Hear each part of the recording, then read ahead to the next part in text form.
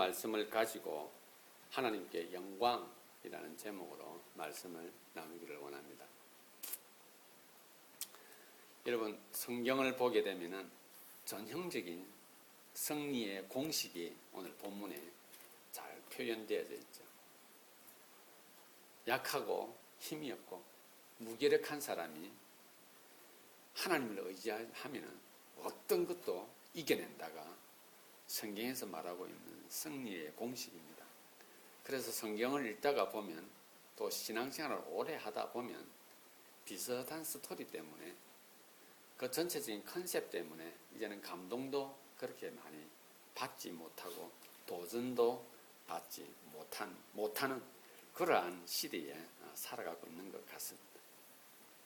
여러분, 그렇다면 오늘 본문에 나와 있는 이 내용, 참 잘 알려진 이 내용, 정말로 소년, 아직도 어린아이의 티가 사라지지 않는 붉은 소년이 군대에서만 컸고 군대에서 전쟁만 치렀던 그 거두의 이마에 돌을 던져서 그를 넘어뜨리는 이 일이 과연 우리가 알고 있는 전형적인 승리의 공식이고 약하고 아무런 힘이 없는 존재가 하나님을 의지하면 이긴다고 하는 이런 메시지로 접근할 것인지 오늘 말씀을 통하여 우리가 한번 확인해 보기를 원합니다.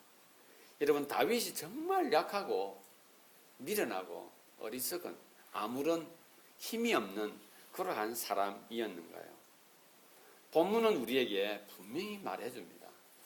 우리는 다윗이 누구를 상대로 이겼는가 하는 것만 기억하나 다윗이 어떠한 삶을 살았기에 그는 그 전장에 나와서 그 블레셋 군대를 향하여 홀로 몸으로 무기를 가지지 않은 채 나가서 그를 무찔러야겠다고 하는 생각을 갖게 되었을까요?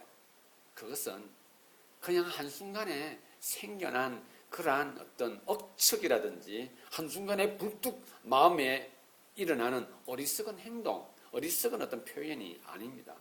다윗이라고 하는 적은 그 소년이 그의 삶을 통하여 그는 이러한 경우에 어떠해야 하며 저러한 경우에 어떠해야 한다는 사실을 많은 경험을 했던 것이고 그것을 통하여 그는 오늘 이 순간에 어떤 사람도 어떤 군인도 어떤 이스라엘 백성도 블레셋 군대를 향하여서 고함 한번 크게 지르지 못하고 숨어서 언제 우리가 저 강한 블레셋 군사 특별히 저 골리앗에 우리는 죽어 없어질까 하는 두려움에 떨고 있는 이러한 환경 속에서 다윗이 어떠한 모습으로 자기를 표현하며 거기에서 하나님의 영광이라고 하는 하나님의 이름이라고 하는 단어를 쓰며 그가 어떻게 나아가고 있는가 하는 것을 우리는 확인하게 되어질 것입니다.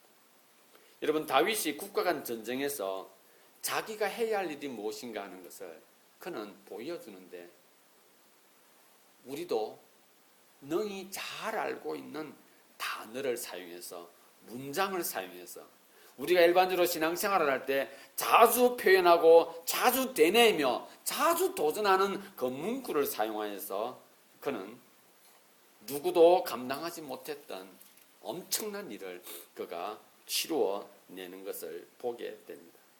여러분, 지금 이스라엘은 왕으로부터 시작하여 이스라엘 모든 사람들에게 동일하게 패배의식에 젖어 있습니다. 블레셋이라고 하는 그 엄청난 골리앗 장군이 그것을 대변하는 것처럼 블레셋의 그 강인함에 누구도 거기에 맞서 싸울 용기를 내지 못하고 있는 상황입니다. 우리 상황도 마찬가지입니다.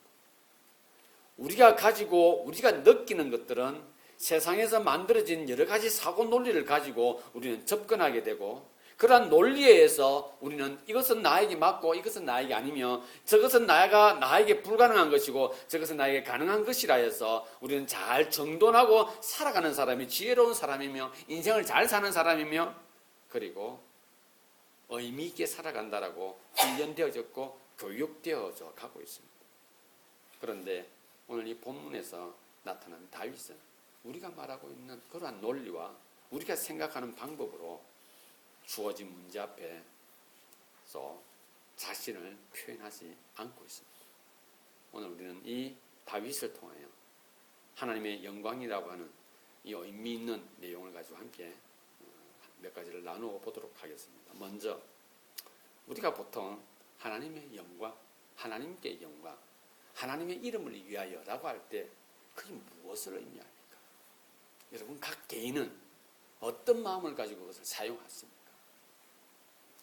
다윗은 저 블레셋, 할례받지 못한 하나님의 이름을 무시하는, 업신여기는 저 민족을, 그러니까 하나님의 이름으로 그들을 무찌르겠다고 말하고 있습니다.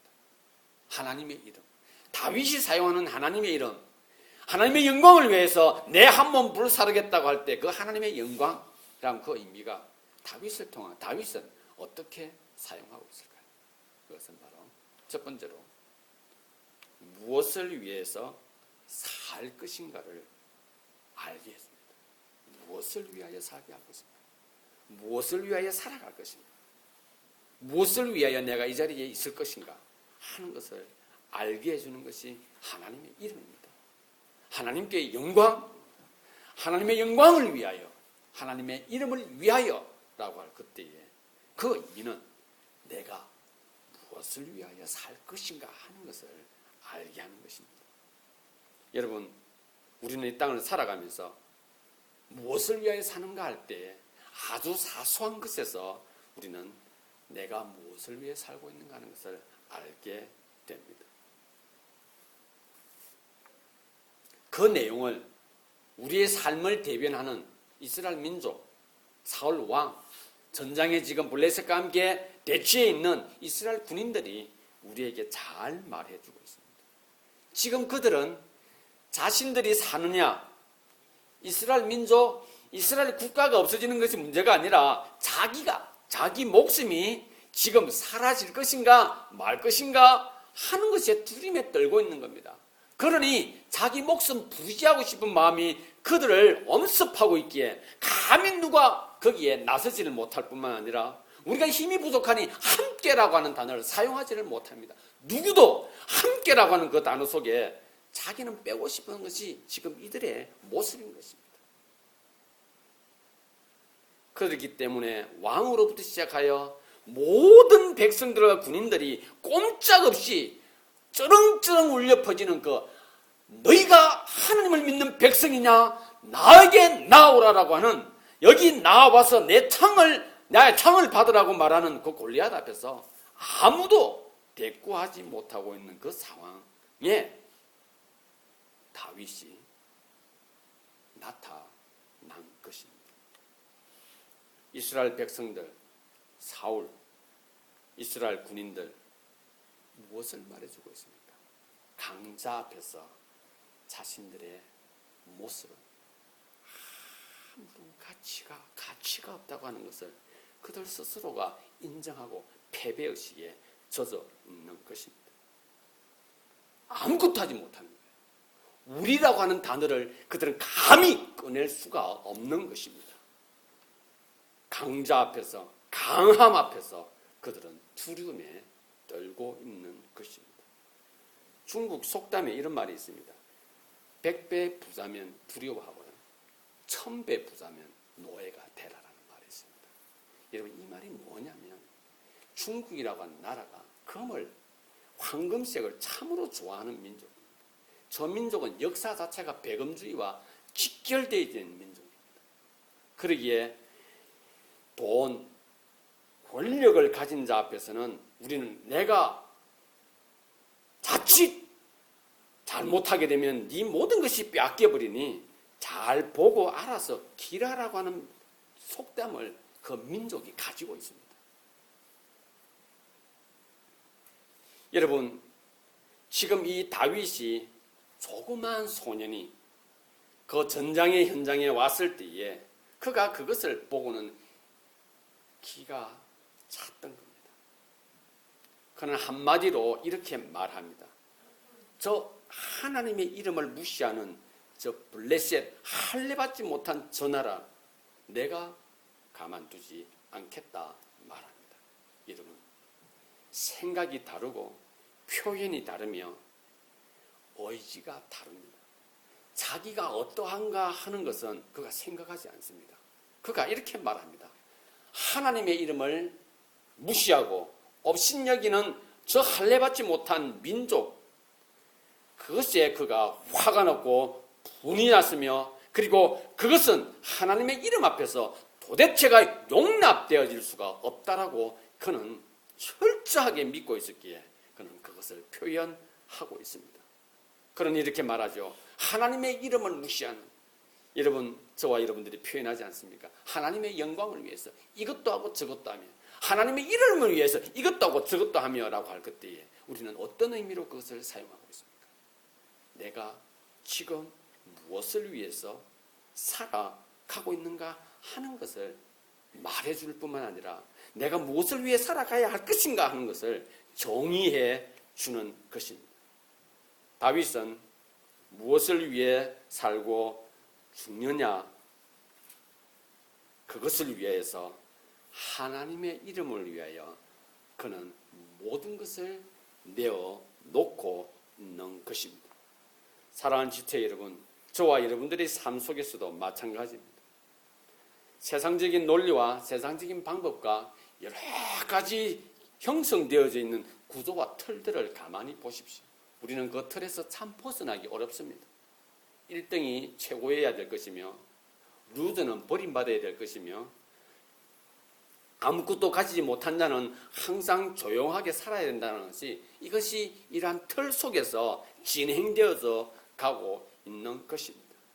그래서 드디어 이 세상 사람들도 그것을 알았는지 세상 곳곳에서 전혀 다른 시각을 가지고 정권을 바라보며 정치를 하는 사람들을 이해하기 시작하는 시대가 바로 오늘 21세기의 삶의 모습입니다. 우리 조국도 마찬가지며 미국도 마찬가지인 것입니다. 여러분, 성경 전체는 하나님의 이름이냐 하나님의 이름이 아니냐입니다. 죄인인 것이 죄인인가 죄인이 아닌가 하는 것을 말해주고 있습니다. 다윗 한 사람이 지금 세상을 바라보고 있는 것입니다. 세상을 바라보고 있는 다윗의 위치는 이스라엘 백성도 그 위치에 가 있지 못하고 하나님의 이름을 알지 못하는 그들도 그 위치에 가 있지 못합니다. 다윗 하나만이 지금 세상과 다른 관점을 가지고 접근을 하고 있습니다. 세상과 다른 관점으로 접근하고 있는 그에게 블레셋 군대는, 하나님을 알지 못하는 그 민족은 말하죠. 업신여기고 무시하며 그를 거들먹거리면서 아주 귀찮은 존재로 판단해 버리고 맙니다. 왜냐고요? 약하고 아무것도 가지지 못하고 눈에 보이는 것이 없는 너가 무엇을 할 것이냐라고 그들은 판단하고 있는 것입니다. 다윗이 사울 앞에 가서 그 이야기를 하고 내가 그 일을 감당하겠다 하며 사울을 설득할 그때에 그가 사용한 말들, 그가 표현했던 내용들, 그것은 그가 있게 한 내용들입니다. 그가 있게 한 사건들이기도 하고 그가 있게 한 경험들이기도 하죠. 다윗은 누구도 감히 나서지 못하는 세상적 논리에 의하면 강하고 더 강하고 감히 강한 그 군대 앞에서 다윗은 담대하게, 그리고 무엇보다도 선명하게 하나님의 이름을 위하여 제가 나가겠나이다 라고 그는 이스라엘 민족 앞에서 그것을 선포를 합니다. 그는 하나님의 영광을 위해서 무엇을 위해서 살아가야 할 것인가? 그는 하나님의 이름을 위하여 살아갈 것을 그는 선택했기에 그는 하나님의 이름을 선포하고 하나님의 영광을 그가 선포하고 있는 것입니다. 두 번째로, 하나님의 영광 무엇을 의미합니까? 어떻게 살아야 할 것인가를 말해줍니다. 어떻게 살아가고 있는가 하는 것을 말해줍니다. 어떻게 살 것인가 하는 것을 말해줍니다. 우리가 하나님께 영광, 하나님의 이름을 우리가 표현할 그때에 거기에는 어떻게 살아야 하는지를 알게 하는 것이며 말해 주는 것입니다. 여러분, 다윗이 이스라엘 백성들의 그 모습을 보면서 블레셋을 향해서 그가 간다고 할 그때에 누구도 그것을 보면 마음 편하지를 않습니다. 불편한 거예요. 너무 힘이 들어요. 제가 왜 저러냐고. 특히 그 형들은 지금 부끄러워서 아마 고개를 숙이고 그 상황을 보고 있을 수가 없었을 것입니다. 많은 군인들은 자기들마저도 다윗을 보며 업신여기고 있을지 모릅니다.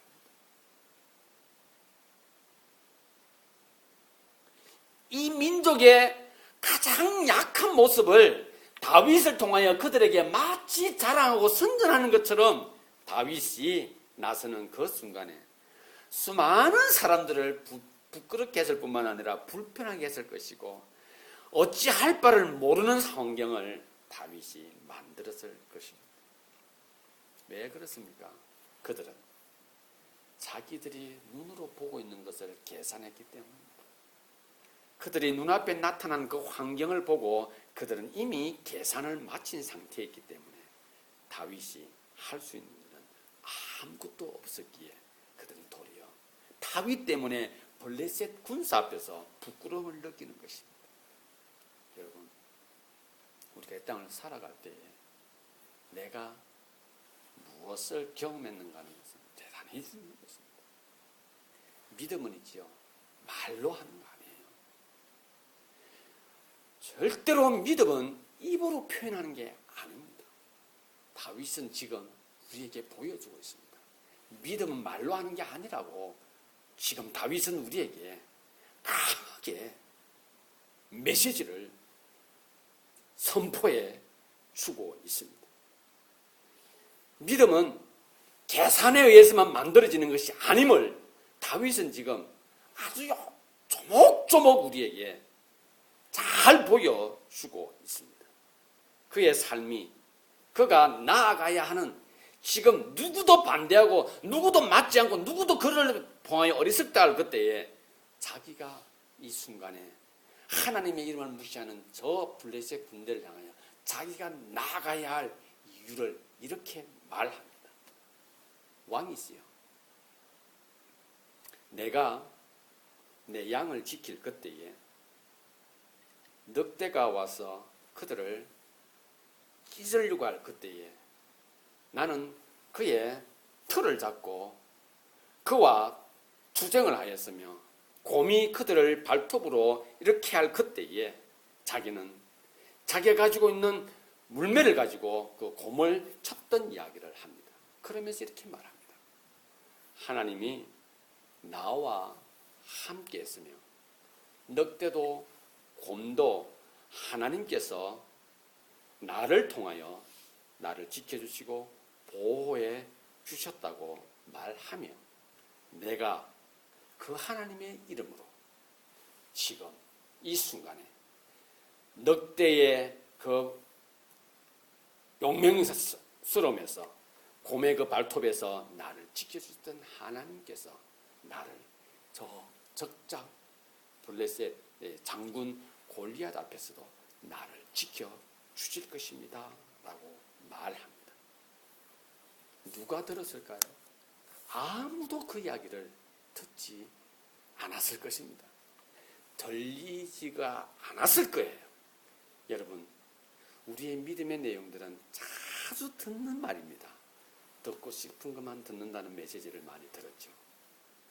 믿음은 말로 하는 것이 아닌 것을 다윗은 오늘 우리에게 보여주고 있는 것입니다. 경험되어진 것은 있죠. 사라지지 않습니다. 경험되어진 것은 내 속에 의지로 축적이 되는 거예요. 실패의 경험은 실패의 의지로 축적이 되는 겁니다. 성공의 경험은 성공의 의지로 나에게 축적이 되어지는 겁니다. 누구에게도 보여지지 않으나 그 사람의 행동과 그 사람의 말과 그 사람의 가치관을 들어보면 그 사람의 경험 속에서 그가 무엇을 얻었는가 하는 것을 우리는 알게 되는 것입니다. 경험되어진 것은 그 사람으로 하여금 논리화시키죠. 경험되어진 것은 그 사람으로 하여금 자기가 무엇을 하며 어떻게 살아왔는가 하며 어떻게 살 것인가 하는 것을 사람들에게 잘 설명하죠. 왜요? 경험되어진 것이기 때문에 그렇습니다. 사랑하는 지체 여러분, 믿음은 말에 있는 것이 아니기에 절대절명의 위기 앞에서 그 믿음은 만천하에 드러나고 있는 것입니다. 우리는 가끔 살면서 이런 경험을 하게 되죠. 아니, 내 인생에 어떤 그런 일이, 내 인생에 어떻게 그런 일이 일어났을까? 지나와 보니 내가 그것을 어떻게 했을까? 아니면 어떤 사람의 모습을, 아니 저 사람이 그것을 할 수가 없었을 것인데, 그러나 그러한 일들은 발생했기도 하고요. 그러한 일들은 진행되어지기도 합니다. 우리가 이 땅을 살아가면서 믿음의 눈으로 바라볼 때에 대부분의 일꾼들은, 믿음의 사람들은 이렇게 말합니다. 하나님의 도우심이 나의 지난 삶에 처음부터 마지막까지 늘 함께 했다는 메시지를 자주 하게 됩니다. 무엇을 말합니까? 믿음은 입에 있는 것이 아니고 믿음은 머리에 있는 것이 아니라 믿음은 바로 하나님과 나와의 관계를 말해주는 것이기 때문에 그렇습니다. 믿음은 있죠. 내가 만들어낼 수가 없는 거예요. 다윗은 자신의 믿음을 하나님의 이름이라고 하는 것을 가지고 표현하고 있습니다. 그 하나님께서 자신의 삶에 무엇을 경험하게 했는가 하는 것을 그는 그 믿음을 통해 표현하도록 하고 계시는 것입니다. 그러기에 그렇게 축적되어진 그러한 믿음의 내용들은 반드시 드러나게 되는 것입니다. 많은 사람들은 승리의 유혹을 받지요.